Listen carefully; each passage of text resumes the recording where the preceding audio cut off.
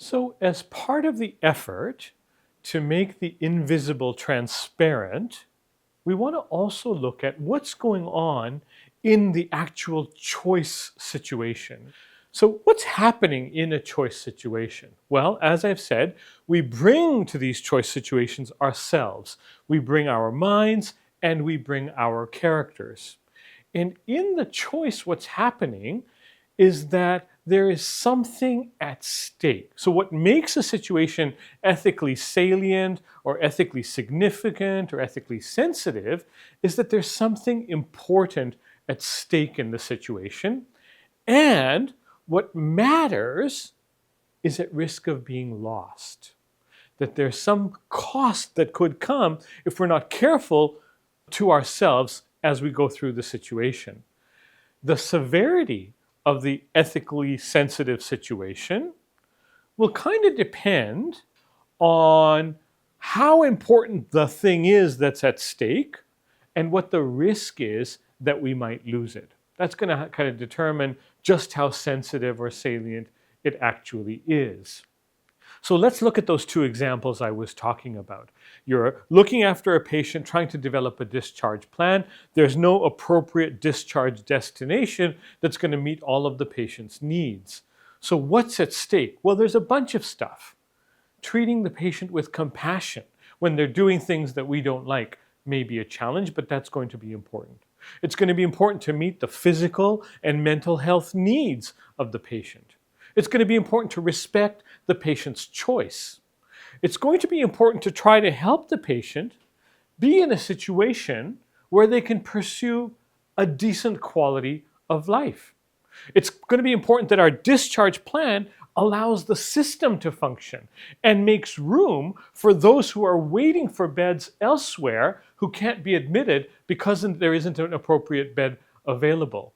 It's going to be important to follow rules and policies that might exist. It's going to be important for you to follow the orders of people who are your supervisors to whom you report.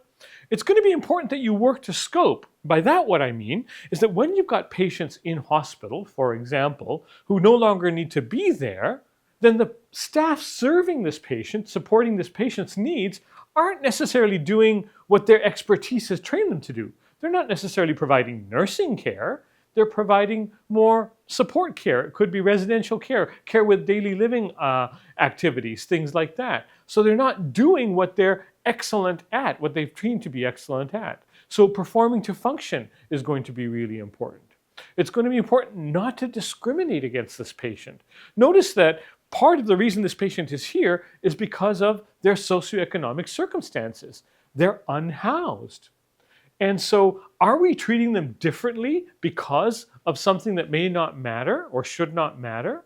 So justice is going to be important. Not discriminating against them is going to be important. It's going to be important to make sure that the patient is actually being responsible for their own decisions and actions. So personal responsibility is going to be important. It's going to be important to keep the patient safe. It's going to be important for the nurse to keep himself safe or herself safe. It's going to be important for the physician to be safe. It's going to be important for the people in the environment where the patient might be discharged to be safe. It's going to be important to maintain professional practice standards. So you can see there's so many things that have to be weighed and balanced in developing that discharge plan. Similarly, if you're trying to figure out, well, what do I do with my transportation needs? How do I meet them? There's going to be a bunch of things that matter. You're probably going to worry about saving money in the short term. So what's the least expensive option for me to pursue? You might be worried about saving money in the long term. Okay, I might have to buy a car now and put in an investment now, but if I do that and buy a certain kind of car, it might minimize my expense in the long term. You will be worried about the environment possibly and asking which choice will best allow me to have the least harmful impact on the environment. Why is that important? Well, maybe you have an obligation to future generations of people. We want the environment to be around for people who are going to live here after we're gone. So how do we balance that? We're going to be probably wanting to avoid making or you might want to take a political stand. We're living in very complex times, and today people are making choices about the car they drive based on the politics of the leader of that organization. So that might be something that's important to you.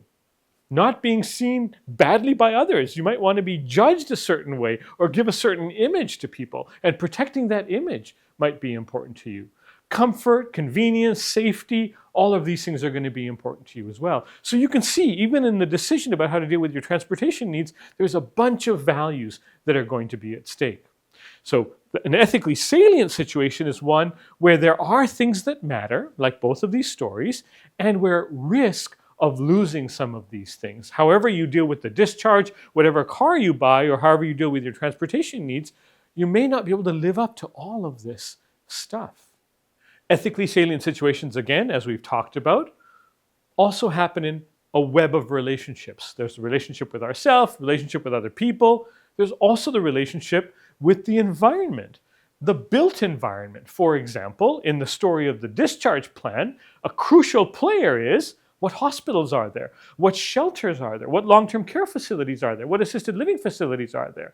And so this built environment is actually a really important character in that story. In the case of what we do with our transportation needs, the natural environment is a clear, important character in the story. How we choose will impact that. Now, the built environment and the natural environment are actually in both stories. Sometimes it's just not as easy to see. And there's a deeper relationship with the meaning of life that's going on in these situations as well. The other thing that's really, really important to recognize is that ethically salient or sensitive situations are rich with context. There's lots going on in the situation that matters. So if you're making the choice about a discharge plan here in Surrey in 2025, it may be very different than if you were dealing with a similar discharge plan somewhere in the United States, or somewhere in Pakistan, or somewhere in Tibet, or somewhere in China. Context is going to have a huge impact on the story. As we've talked about, there's power and diversity and inequality in these relationships in this setting. The situation is rife with or impacted by the social, political, economic context, right? What's happening in the society, the responsibility that the public takes on for looking after the people in its community is going to depend on this context. Again, that may be very different if you're having this question or facing this issue in another context. There may be competing social norms, competing value systems here as well. So the physician might come with a value system that is different than the patient, but the system itself has values in which there is tension. We have a certain understanding of health and medicine. We have a certain understanding of what it means to live a good life. And those things might be in tension as we're trying to face these issues. So an ethically salient situation is also rife with context. And I'll reinforce the point here that ethically salient situations are opportunities for us to live with integrity and to flourish as human beings. As painful as they are, these choice situations are actually where we get to figure out what should matter in life and how we want to live our best lives. This is the opportunity in the environment of a choice situation. And the invitation is to take this opportunity intentionally to build our ethical literacy.